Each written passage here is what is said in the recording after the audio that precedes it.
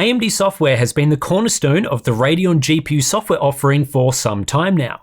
It's packed with features and AMD keep adding more each year, but what configuration is best? What settings are worth changing to get the best experience on PC? We've been testing Radeon graphics cards for a long time now and have explored many of the features AMD offer, so we think there's a range of settings you should be using on a daily basis. Essentially, this is the highly requested AMD version of a recent video we made for NVIDIA GPU owners covering the best settings to use in the NVIDIA app. In a similar fashion, this guide is not necessarily intended for hardcore PC gaming enthusiasts who are super familiar with AMD software, but if you want to learn more about its features, if you want to see the configuration we recommend, or you just aren't overly familiar with this tool, hopefully you'll learn a few useful things from this video. AMD Software Utility for Gamers is technically called AMD Software Adrenaline Edition, and it's installed automatically with Radeon GPU drivers. It used to be called Radeon Software, but over time it's expanded with more features for other AMD products like APUs and CPUs. Once you've installed AMD software, there's two main ways to access it. You can open it through the system tray icon, or you can right-click on the desktop.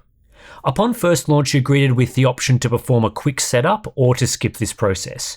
Either way, we don't recommend making too many changes to begin with, so the best choice is to start with the default configuration or skip the setup entirely.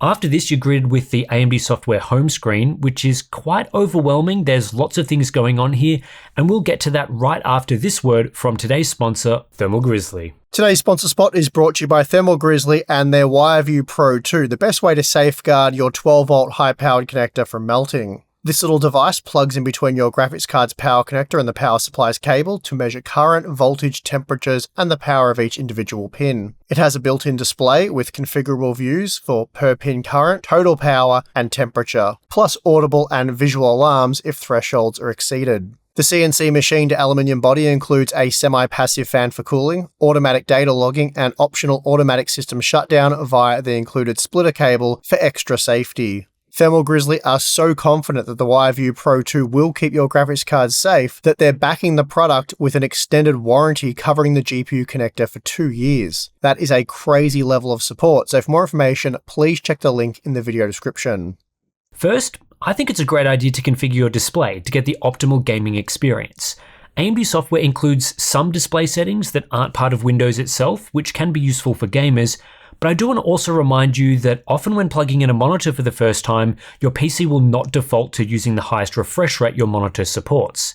To get the highest refresh rate that you actually paid for, go into the Windows settings menu, head to System Display Advanced Display, then make sure the refresh rate is set to the highest supported value. Avoid the refresh rates with an asterisk next to them, as they will change the monitor to a non-native resolution.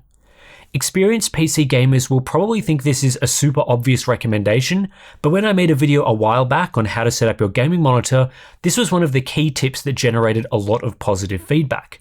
You'd be shocked how many people were sent that video by a friend and left a comment saying they didn't know their system would not default to the highest refresh rate. I genuinely think this is the origin of many comments where people claim they can't see the difference between 60 and 144 Hz. They bought a new 144 Hz monitor and simply aren't using it at 144 Hz because that's not necessarily the default behavior. With that said, based on my experience testing a lot of monitors on both AMD and NVIDIA GPUs, AMD cards are more likely to default to the highest refresh rate than NVIDIA cards, so you may find the highest refresh is already enabled after installing the driver. Unlike with the NVIDIA app, AMD does not provide a way to adjust the refresh rate from within AMD software, so if you do want to make adjustments, you'll need to use the Windows settings menu. There are other display settings that are worth taking a look at though. These can be accessed from the settings cog in the top right corner, then navigating to the display tab. The first thing we want to enable is variable refresh rate technology. This is the first option under the display options header and can be labeled different things depending on the type of display you have. If you've hooked up your monitor over DisplayPort, it will probably say either adaptive sync compatible or FreeSync. If you've hooked up your monitor over HDMI, it will probably say VRR if it is supported. Regardless of what this option says, you should enable it so that you get adaptive sync variable refresh rates working. There are no other variable refresh settings here, and often when enabling the variable refresh setting, you won't see your monitor change modes or briefly flick to black. Don't worry if nothing happens except the setting being enabled. That's normal behavior for how AMD GPUs enable variable refresh. Below the variable refresh option, you'll see AMD settings for scaling and colors. Currently, Windows 11 defaults to using GPU scaling regardless of what scaling option you actually set in GPU driver software. What this means is that whether you set GPU scaling to enabled or disabled, Windows will most likely ignore this setting and use GPU scaling anyway. You can see this in action when you've reduced the resolution in Windows, but the active signal mode stays at the native resolution of the monitor. There is no easy way to force display scaling anymore, though you might have hit or miss success using the display adapter modes list. Don't worry though, because this isn't a big deal for gaming. The vast majority of the time, you'll want to use the native resolution of your monitor. The GPU scaling option in AMD software is only useful if you want to use integer scaling, and in my opinion, if you don't know what integer scaling is and you don't have a specific reason to use it, you shouldn't use it. So my recommendation is to leave GPU scaling disabled. In my experience, again from testing hundreds of monitors, AMD generally gets the color depth and pixel format settings correct by default. Radeon cards typically default to a 10-bit color depth where available, so this is not a setting you'll have to adjust. However, I do recommend verifying the pixel format is suitable so that your setup is not using color compression, which causes artifacts. On most monitors, the correct choice is RGB 444 pixel format PC standard full RGB. 444 transmission means there is no color compression, and full RGB means a full range signal is being sent, which is optimal for monitors. If the pixel format dropdown does not include any 444 options, for example if it only has 422 or 420 options, this means the color depth you've set requires color compression. In this situation, I would reduce the color depth to 8-bit and change the pixel format to RGB 444 full RGB. My recommendation is to use the highest color depth setting that allows for a 444 pixel format. Typically, AMD cards will use the alternate YCbCr 444 pixel format over HDMI. Like RGB 444, this mode does not use color compression and is fine to use. However, this configuration relies on your display automatically setting the correct RGB range, whether that's full RGB or limited RGB. This setting almost always works correctly for me, but you can use the Lagom black level test as a sanity check. If the correct range is being used, the background of this test will be black and each dark square will be distinct and visible. If you're in a limited mode but the correct setting is actually full, your screen will look washed out. The background of the test won't be black. This is fixed setting the pixel format to RGB 444 full RGB or adjusting your display settings. If you're in the full mode but the correct mode is limited, this black level test will have severe black crush where most of the first 3 rows look identical. This is fixed setting the pixel format to RGB 444 limited RGB or adjusting your display settings. I would not touch any of the other display options in AMD software. Display color enhancement, custom color, and color deficiency correction all adjust display colors, and moving these settings away from the default disabled option makes the output less accurate. However, color deficiency correction might be a useful option if you have a color vision deficiency. The settings menu in AMD software has several other tabs. The system tab has some useful options. This is where you can update the software or perform a factory reset if necessary. If you click manage updates, it will open the separate AMD install manager. By default, AMD software will automatically download and install the latest driver updates. So you won't need to use this feature much if you left everything on default. If you disabled automatic updates during the installation process, this is where you can install updates manually. Also, if you want to disable automatic driver updates, you can disable this option in the install manager. The audio and video tab includes AMD's noise suppression feature for microphone inputs and video profile options. The video profile should be left on default as it's the most accurate and won't adjust video colors. The preferences tab includes various toggles, including some handy options. Here you can disable advertising, tutorials, notifications, and other features if you find them annoying. Ads aren't too intrusive in AMD software, but it's one that I tend to disable. Next, let's focus on the Gaming tab, where we can control some of the features that apply directly in games. The Games tab gives you control on a per-game basis, whereas the Graphics tab applies settings globally. The most important thing to configure for gaming in AMD software is FSR upscaling. Radeon drivers have the ability to upgrade FSR 3.1 implementations into FSR 4 or newer, which provides significantly better visual quality while upscaling. This driver upgrade feature is available on RDNA 4 and RDNA 3 discrete GPUs, And the good news is that AMD do most of the work for you by default, so there's only a few things you need to check and enable. Firstly, it's a good idea to confirm that the FSR upscaling driver upgrade is enabled. In the graphics tab, this option should be enabled by default in the latest drivers. It should also be enabled in the individual settings for each game by default. You should only turn this feature off if you don't want to upgrade FSR 3 into FSR 4.1, and I don't recommend that configuration. You should definitely leave this enabled. There is a second layer to this, which is ensuring that FSR 4 upscaling is properly enabled in the game you're playing. There's a couple of different implementations I've seen. Some games like Spider-Man 2 update the FSR version number in the settings menu. If you see FSR 4.1 followed by an asterisk, that's how you know the game's FSR implementation is being upgraded to the latest FSR 4. Some games with the upgrade toggle enabled split out FSR into separate settings for FSR 3 and FSR 4. Cyberpunk 2077 is one such example of this. To get FSR 4 working, you need to scroll past FSR 3 and specifically set FSR 4 in the settings menu. And some games do not update the version number at all, so you'll need to turn on FSR 3.1 and the driver upgrade will take care of upgrading it to FSR 4. There is a way to verify this is all working correctly, which involves bringing up the Radeon software overlay. The default shortcut for doing this is Alt-R. This should bring up the Gaming tab with the game you're currently playing shown. Under the FSR upscaling toggle, there should be a status indicator. If you've used the right settings in the game, this should say active with a green tick. If the upgrade is not functioning, you'll see an upgrade inactive label with a yellow exclamation mark. In some games, FSR upscaling is not enabled in the menu or in certain situations, so even though you've set the right settings and the upgrade is working, the overlay could show the status as inactive. The best way to properly test the FSR status is opening the overlay during gameplay. There are also games that can't be upgraded, even though the toggle will be available in the driver settings. Those games will also show the upgrade as being inactive with the yellow icon. On RDNA 4 GPUs, there's a separate driver toggle for FSR frame generation upgrades, which works in a similar way to the FSR upscaling driver upgrade. This feature upgrades FSR 3.1 frame generation implementations to a newer FSR 4 version that utilizes an AI model for better image quality.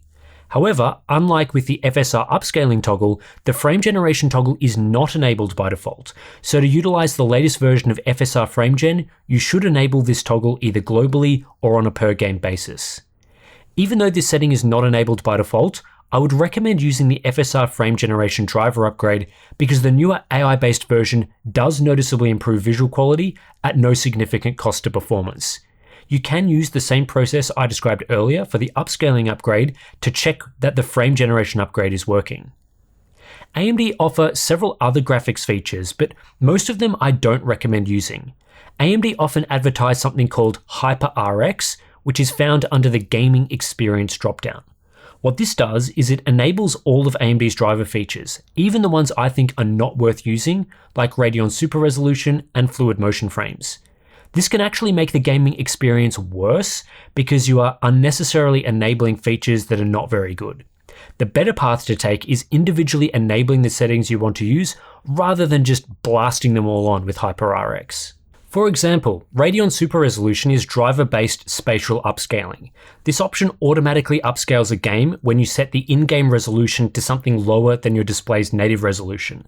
However, it delivers worse visual quality than using FSR upscaling in games that support it because it's based on first-gen FSR technology, so I wouldn't recommend using it. It's only something you'd use in specific scenarios where other forms of upscaling are not supported and where you want to improve the frame rate. Similar can be said for Fluid Motion Frames 2, which is driver-based frame generation. This option is not as good as using in-game frame gen, and it's honestly something I don't like using at all. I think it hurts the gaming experience because the image quality it produces is pretty bad. It's an option if you want to use it, I just don't recommend it. Radeon Anti-Lag can slightly improve input latency in some GPU-limited situations, so it might be a feature to enable and experiment with. However, if you are playing a CPU-limited game or a GPU-limited game at a high frame rate, enabling anti-lag can actually increase latency and/or reduce performance, so it should only be enabled on a game-by-game basis. And if you do enable anti-lag and you discover that your game has started to stutter, that is a common issue, just disable the setting. You might also have noticed Radeon Enhanced Sync. This is a legacy feature that is not necessary on modern high refresh rate displays with adaptive sync technology like FreeSync or G-Sync, so I would not enable it. I also wouldn't enable Radeon Boost if it's available for your game because this feature is absolute garbage. So as a quick summary, I recommend leaving Radeon Super Resolution, AMD Fluid Motion Frames, Radeon Enhanced Sync, and Radeon Boost all disabled. I would maybe enable anti-lag depending on the circumstances. As for the features that are potentially worth using, one is Image Sharpening 2. This is a sharpening filter that you can apply to games, which you might find useful if the title you are playing has blurry visual quality. It's not something I would enable in every game, but as far as sharpening filters go, this is a very good one. You can enable this while playing a game too, via the overlay. The other is Radeon Chill. This is advertised as a movement-based FPS limiter to reduce power, which I don't think is a particularly effective use of this feature for desktop gamers. Instead, I'd recommend Radeon Chill if you just want a simple built-in FPS limiter for whatever reason. Simply set both sliders to the same value, and this will act as a normal FPS limiter. Next, I want to talk about the AMD software overlay. AMD's overlay essentially allows you to access AMD software while gaming. It's the same interface and most settings are available. The default shortcut to open the overlay is Alt-R, which brings up the full screen interface. You can use the sidebar mode instead, which is enabled by this button in the top right corner. This is a less intrusive way to use the overlay to quickly enable settings like image sharpening or chill. One of the things the overlay, and by extension AMD software, contains is the Performance tab. This tab tracks in-game performance as well as CPU, GPU, and memory statistics. It's quite an in-depth feature with performance history charts and options to add even more stats to the default view. As a built-in feature to AMD software, it's quite useful for quickly assessing performance and PC health. While the main overlay includes all of these nice charts, there's a separate performance overlay option which can be enabled either via the tab in the performance menu or via the shortcut Ctrl-Shift-O. The performance overlay is more compact and designed to be used while gaming, showing statistics like frame rate and GPU utilization, though the metrics shown can be customized. The default overlay design is decent, but on some monitors it can be a bit small and hard to read, so the size adjustment option in the main overlay is useful. If you'd prefer a horizontal layout to vertical, you can also achieve that via the columns setting. Another setting I recommend is game detection for metrics overlay. This will automatically hide the overlay when you exit a game and show the overlay when you launch a game so that the overlay isn't on when you're just browsing the desktop. AMD software also includes built-in overclocking features which can be found in the tuning section of the Performance tab. However, I'm not going to cover this extensively in today's video, but if you didn't know that feature existed, now you do. The last feature I want to talk about is the record and stream feature. AMD software includes quite a few gameplay recording options, including the ability to directly stream gameplay to Twitch. However, today I'm just going to focus on the local recording capabilities for capturing gameplay, which is found under the Record tab. The easiest way to record gameplay using AMD software is to bring up the overlay while in game, head to the Record tab, and then click Start Recording. You can also use the Ctrl-Shift-E shortcut to start and stop a recording. If you're going to use AMD software to record gameplay, and in my experience this feature works really well, you might want to configure the recording settings to get the best quality. This can be done through the Settings tab. Here you'll find the options for recording resolution, frame rate, bitrate, and codec. Resolution should either be set to in-game or the same resolution as your monitor. Frame rate should usually be set to 60 FPS as that's the most shareable and usable format, but you can switch this to other options, including as high as 120 FPS. Just be warned that while 120 FPS is obviously going to create smoother files for local playback, it's pointless for uploading to YouTube as the maximum supported frame rate on YouTube is 60 FPS. The recording profile option chooses the bitrate for you, but it sets this independent of the video encoding type and resolution. For example, high uses a bitrate of 30 megabits per second for both 4K and 1080p, when in reality you typically want to use a higher bitrate at higher resolutions and higher frame rates. The video encoding type defaults to AV1, which on supported AMD GPUs gives you the best encoding quality at a given bitrate. However, there are some practical limitations to AV1 recordings. You can upload AV1 to YouTube, but you can't on all platforms, and I don't recommend AV1 if you're planning to quickly edit the file, because it's much slower to work with in most video editing software. H.264, aka AVC, is the most supported codec and is the easiest to work with in editing software, but it's the lowest quality, especially on Radeon GPUs prior to RDNA 4. When the setting is available, you should enable enhanced filtering to improve AVC quality, though this slightly reduces gaming performance. HEVC is a mid-ground between AV1 and AVC that you also might want to consider. It's difficult to make specific recommendations around codec and bitrate because recording quality differs quite a bit between AMD GPU generations. For fast-paced action and where storage space or upload bandwidth isn't an issue, I just recommend the maximum allowed bitrate of 100 megabits per second, especially for 4K 60 FPS. I'd also lean towards AV1 encoding on AMD GPUs for the increased quality. With that said, you don't have to encode at 100 megabits. At 4K 60 FPS with AV1 encoding, you can also get away with things like 30 to 40 megabits per second with still decent quality. AMD also offer an instant replay feature which constantly records gameplay and saves the last X number of seconds when you hit a shortcut. It's not a well-exposed feature being hidden in the record and stream settings, but it is in there if you want to use it. You can even save gameplay clips as a GIF. There are more features available in AMD software, but for now, I've covered all the relevant and important stuff. This is a piece of software that AMD has been building for some time, so it does feel packed with stuff in 2026, more so than the newer NVIDIA app. There's even an AI tab in the latest versions, which is pretty useless for most gamers, but hey, it is in there.